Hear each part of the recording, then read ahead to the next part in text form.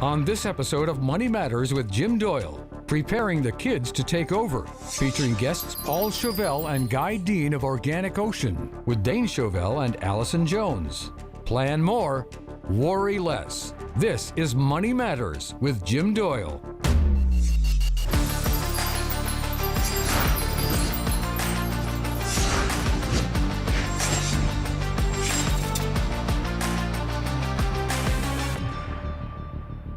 For those who own a family business that might like to see their kids take over one day, a simple question lingers. Have you asked the kids whether they'd like to take over in the future? If so, what needs to be considered? Welcome. In the early stages of the business, when Mom and Dad were the founders, things were often much simpler. They took the risk, they ran the business, and hopefully experienced success over time.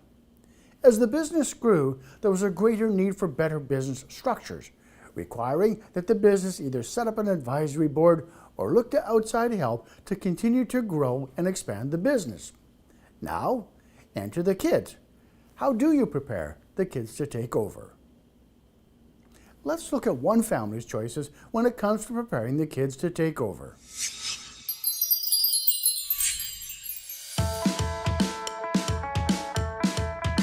So Organic Ocean is a seafood company run by fishermen.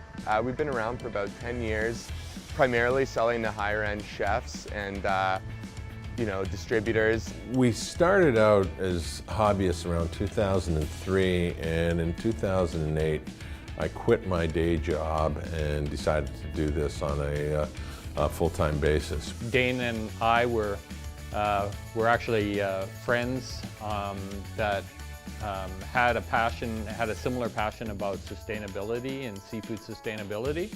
And over time, Dane convinced me that it would be a good idea for me to come and join his organization. You have to understand that this company was really founded by fishermen that really didn't know the seafood industry too much. They've learned as they've gone. But the other side of it is our busiest time is in the summertime and they're off fishing. And so they needed really somebody that had an operational background, had a seafood background that could come in and really tighten things up and switch things around. My grandpa, my dad's dad was a fisherman, and my dad did it all the way through school, paid his education that way, and then got me and my brother out on a boat when we were about 4 or 5 years old.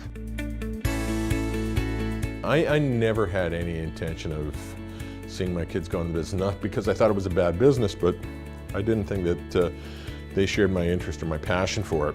And so I'm just working at it. It's definitely something that's come up and you can't really avoid it to some degree. But I'm 26 years old. I got a lot to learn. When passing along to his children, it's important that the children have been in every aspect of the business. So it's not just about harvesting, it's not just about processing, it can be purchasing, it can be sales. They have to be involved in all facets of the business. So in order to understand how all the pieces work. It's not a maybe we'll do it, maybe we'll get sustainable, but we can let that, it's none of that, it is what we're doing. And our entire company is just soaked up his knowledge, and we keep trying our best to do that.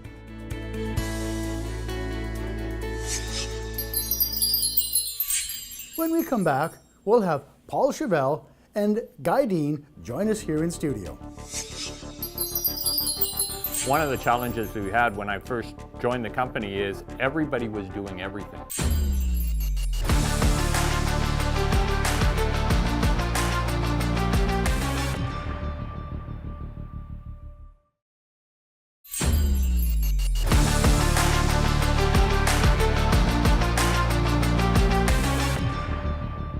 Welcome back.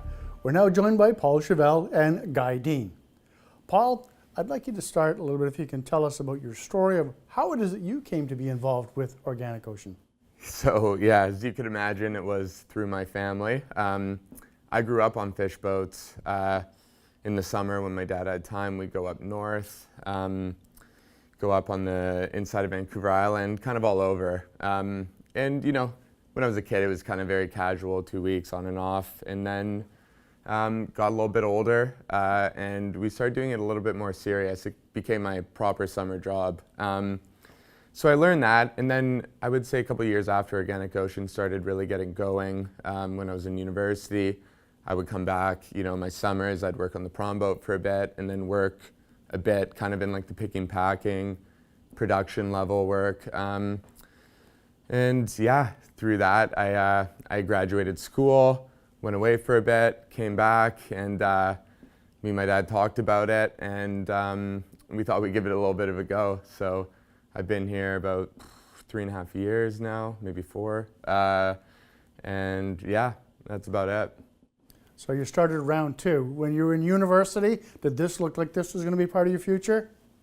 You know what? Not really. We always talked about the company and the business because we worked in it, and in the summers I would go back. But we always kind of had free reign to do whatever we wanted to do. It was never required or something that was thought of us, I guess. But yeah, it just so happened that it worked out really well around the time I came home as well. So yeah, I kind of fell into place, I guess. Sounds like a nice fit. Now, Guy, your story's a bit of an interesting one. How was it you came involved? Dan and I were always friends. We shared a similar passion in music, and would often go to concerts together, but we also shared a very strong passion about sustainable seafood and the sustainability side of the industry. And we, strong ethos, same philosophy, and so it was really easy for me to jump on board when he said that when he offered me a position and said that he could use some help with the company. I could just imagine Dane at that point going, man, I got to get this resource. This is awesome. Well, I don't know. Being in the industry for 30 years just means I'm old. I don't know how intelligent I am. I think you're too modest there. With change comes conflict. Let's hear what Allison Jones has to say on the subject. Allison, welcome to the show. Thank you.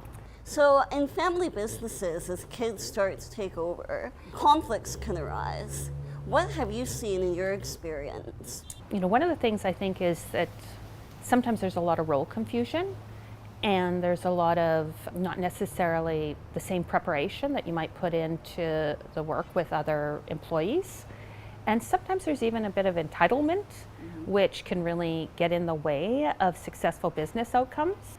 And I've come to believe strongly that when you're running a family business, that it really helps to have a third party who has perspective to help you develop strategic plans that take the whole family into consideration. So Allison, as we look at family businesses and the kids taking over, a clash of perspectives can be inevitable. What tips do you have for overcoming this? There will be conflict in a family business. And so know that, right? Accept it and understand that conflict isn't always bad. It can fuel incredible ideas, exchanges, and innovations as long as it is managed and channeled correctly. Even if somebody isn't going to go with your idea, you still need to be heard, right? So there needs to be platforms for people's voices to be heard. Okay, Paul, gotta ask you, what do you think about Allison's comments? Yeah, I mean, she makes some really strong points. I've personally never felt entitled to any degree, but it is something that you think about, and I'm sure other people think about as well. And it can become a bit of an elephant in the room. But on that note, I never thought when we brought Guy in that it was as any training or mentorship for me. It was, a decision for the betterment of our company, I would say. Just so happens that I can learn a lot through him and get a bit of mentorship with that. Now, Guy, in your role, you're the top guy in this role, but you're stepping into a culture that's already there. How do you lead in that type of an environment? Well, I think you really need to put your own fingerprint on the company. I was lucky because the company had, or the employees already had a shared vision and a shared passion, but certainly you have to set the tone, and you have to create a level of accountability within the office space, within the operation in itself. So one of the challenges we had when I first joined the company is everybody was doing everything. So there was a lot of tweaking that I had to observe first, and who had the strongest skill sets for various positions within the organization, and then really create clear positions for everybody within the organization. So how long did it probably take those early days to get a bit of a system that you felt better about? Well, it's funny, I said to Dane, I'm going to join the company and I'm just going to observe, and I'm going to take 60 days and just see what needs to change. And 3 weeks into it, I said, I don't need 60 days, and I gave him a 62-page document, a strategic plan on what needed to change within the organization, both short-term and long-term. I think a lot of companies would hunger for that type of direction. Now, Paul, I understand that you work for the company, but the arrangements in terms of who you report to and stuff like that is perhaps a little bit different, okay? Do you want to talk about that? Yeah, it's funny you ask that, because I always come across this question. I'll say, talking to my friends or someone, I'll say, oh, my boss, they go, you mean your dad? I go, no, not my dad. So, I've always reported directly to Guy. Me and my dad, we discuss things on our own, the same as you would at any kind of business, I would say. But directly, it's always been the Guy. He's the one that that I'm really trying to learn from right now, especially within the industry. Just tons of experience with that. Well, I'm dying to know, is Dad a softie, or Dad a tough one, or? I guess depends what day. Oh, he's tough but reasonable. I got a zinger for you here. How is it that you ended up with the reporting relationship to Guy? Well, it wasn't even really much of a debate when he came in. I think Dane hired Guy specifically for his skill set and his experience in the industry. He knew as well as I did that he was going to be the one to teach me more about the industry. And yeah, like I said, it really wasn't an accident to bring him in. And for me personally, and I think for the company, it was just more beneficial that I answer to him. We'll be right back with Paul and Guy. We always kind of had a really tight-knit community within our employees.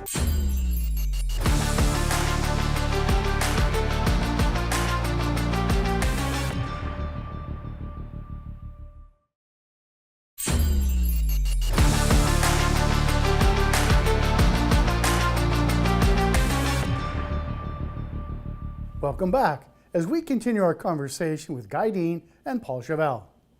Now, before the break, we were talking about the early days, Paul. Quite often you hear, you're the son of the owner, okay? And that kind of creates its own little problems. How did you overcome that?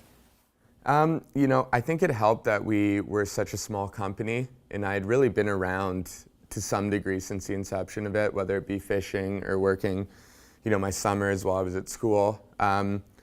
So we always kind of had a really tight-knit community within our employees, and I like to think that they didn't really view me in that respect. When you really get down and nitty-gritty with everyone, I was in there catching fish, processing fish, packing fish, all that. It wasn't like I was thrust into some sweet position right away. So, I like to think that it was the same as everyone else there, and in our smaller company kind of helped make that possible to start. Okay. Now, Guy, you're brought into this role and you see this sort of stuff going on, okay? How does that play out in your world? Yeah, I mean, there were times that I had to have conversations with Dane, because even though he tried not to have any nepotism within the organization, there were still, he's your son. You still care about him, and so there were times when I had to say, I think you need to just back off, let me handle this, and you have to have those difficult conversations from time to time. Well, that's exactly what we're going to do, okay? You've been hearing from the son. Now let's hear what Dad has to say. I I think it's the first responsibility of management to do succession planning, and it wasn't an original idea. I went to the University of Western Ontario and got my MBA in the early 1980s, and my mentor there pointed that out to me as being one of the fundamental lessons of good management, and that is that succession planning is key and it's critical, and you got to do it. And it's particularly so when it's your business, it's an entrepreneurial business, it has few employees, and it has a reliance upon all of the employees, not least of which is the founder or the senior managers. And you know, if you get hit by a bus, what happens to the business and what happens to the team? Who's going to lead the way? And you know, I'm a commercial fisherman. You know, that's one of the most dangerous occupations on the planet. I'm somebody that should be particularly sensitive to ensuring that I leave my business in good hands. I never had any intention of seeing my kids go into business, not because I thought it was a bad business, but I didn't think that they shared my interest or my passion for it. And they both were encouraged to and got good university educations. One of them is actually still going to school. But interestingly, and I take a lot of satisfaction and pride in this, they are both interested in marine conservation and fisheries and seafood. And one of them actually followed me in the business, and the one that I thought was least likely to do so. Okay, Paul, what are your thoughts on what you just heard there? He's got a good point. I wasn't always wild about going up on the boat for 6 weeks. But yeah, I mean, you know, that sounds kind of like what I would have expected with it. You know, as I mentioned earlier, he never pushed us into this or anything like that. But we both kind of ended up doing something around these terms, and me specifically in the company. And I think, you know, it just comes back to what you know really well. It's what I did when I was younger, when I was growing up. Even when I was in school learning about stuff completely different, it was still things I did in my summer. And, you know, you're just always engaged with it, always conversations about it. I like that. Now, Guy, it's possible that it might be a few years before Paul takes over, okay? What's your role in help facilitating that, if that comes to be? Well, my main role is to take the company and make it very prosperous and profitable. And whether that's, you know, Paul is the one that can take that over, or we turn it around and sell it to another company. That my whole goal is really about making this company more profitable than it already is. So, Paul, tough spot to put you in, but what other skills do you think you'd like to work on developing between now and whenever that date might be? Yeah, I mean, specifically off the top of my head, I got to learn more financially. There's just a lot of work to be done there, and it's not something I'm very well versed in. So, you know, that's a very specific one, but I would say more generally is kind of high-level decision making. You know, when you have to know on big purchases or big sales, things like this, where there's a lot of responsibility with it, and you're the one that's, you know, pulling the trigger on it. Paul, I think on what I've heard here so far, I think your dad would be pretty proud of the approach that you're having on this. We'll be right back with Guy Dean and Paul Chauvel. My role is, for all our employees, is to try to move them to a better spot.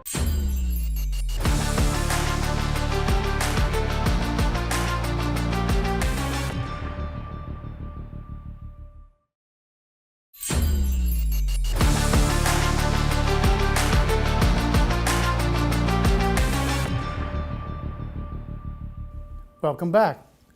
Guy, when we talk about Dane's exit plan, okay, it doesn't necessarily guarantee that Paul's taking over, but it creates the best environment that could happen if that's what he wants to do. Could I get you to elaborate on that a little bit?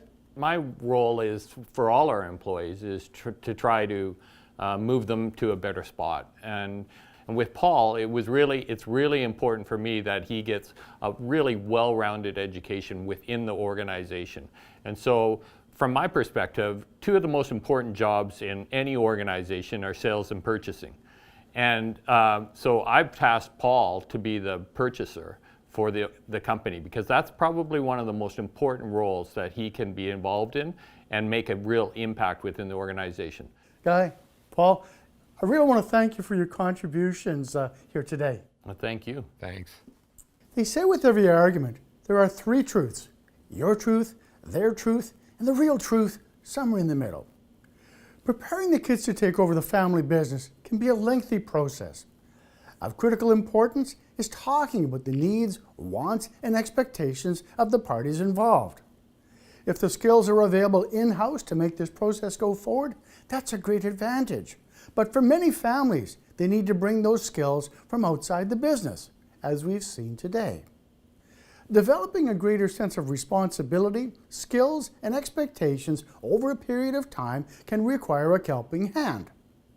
As a wealth advisor, I want to encourage families to discuss this early on. There's a lot of great resources out there that can help you with this process, whether that's working with your allied professionals or joining a mastermind or business focus group or setting up a business advisory board. It can be hard work, but extremely rewarding. I want to offer a word of encouragement. Have those conversations today. Don't wait. Now, I wish we had more time. I want to thank Paul Chauvel, Guy Dean, Dane Chauvel, and Allison Jones for sharing their thoughts on money matters. Because financial aspects touch so many elements of our lives, it pays to get great advice. Plan more, worry less.